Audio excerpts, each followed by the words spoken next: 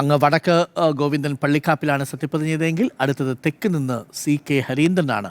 Parassala MLA ആണ് ഇനി സത്യപ്രതിജ്ഞ ചെയ്യാൻ വരുന്നത്. ശ്രീ CK ഹരീന്ദ്രൻ പാറശാലയിൽ 15,013 വോട്ടിൻ്റെ ഭൂരിപക്ഷത്തിൽ നെയ്യാറ്റിൻകര സനലിനെ തോൽപ്പിച്ചാണ് CK ഹരീന്ദ്രൻ എത്തുന്നത്.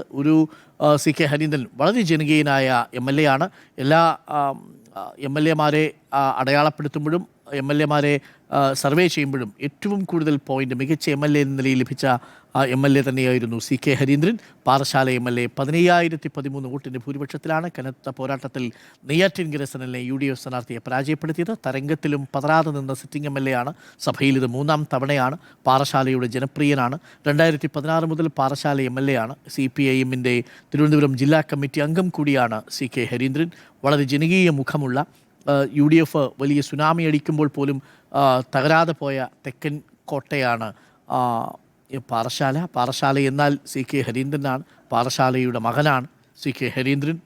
സത്യപ്രതിജ്ഞ ചെയ്യുന്നു 3ാം തവണ. CK ഹരീന്ദ്രൻ എന്ന ഞാൻ നിയമസഭയിലെ ഒരു അംഗമായി തിരഞ്ഞെടുക്കപ്പെട്ടിരിക്കുന്നതിനാൽ നിയമം വഴി സ്ഥാപിതമായ ഭാരതത്തിൻ്റെ ഭരണഘടനയോട് ഞാൻ നിർവ്യാജമായ വിശ്വസ്തതയും കൂറും പുലർത്തുമെന്നും ഞാൻ ഭാരതത്തിൻ്റെ പരമാധികാരവും അഖണ്ഡതയും നിലനിർത്തുമെന്നും ഞാൻ ഏറ്റെടുക്കുവാൻ പോകുന്ന കർത്തവ്യം ഞാൻ വിശ്വസ്തയോടുകൂടി നിർവഹിക്കുമെന്നും സഗൗരവം പ്രതിജ്ഞ ചെയ്യുന്നു.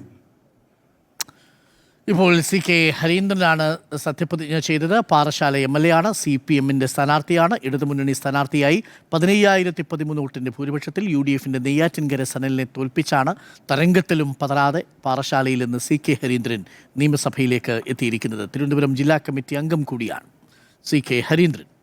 ഇപ്പോൾ സത്യപ്രതിജ്ഞ ചെയ്തിരിക്കുന്നു. പാറശാല MLA, പാറശാലയിലെ ഏറ്റവും ജനപ്രിയനായ MLA ആണ് CK ഹരീന്ദ്രൻ. തുടർച്ചയായി 3ാം തവണയാണ് പാറശാല നിയമസഭയിലേക്ക് എത്തിക്കുന്നത്.